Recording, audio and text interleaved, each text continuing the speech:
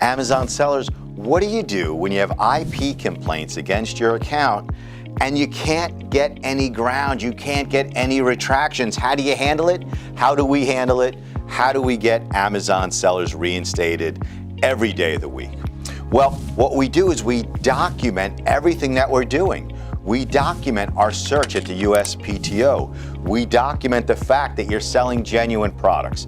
And if you have brands that are refusing to retract their complaints, we take all that proof and we send it on over to Amazon to show you didn't violate anybody's IP rights, the extensive efforts you took to get the retractions, coupled with an insanely persuasive plan of action to get you reinstated.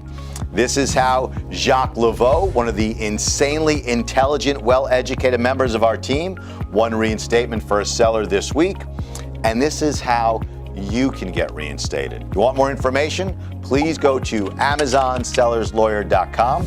You can submit your case 7 days a week. You can text me, you can call me. We are here for Amazon sellers.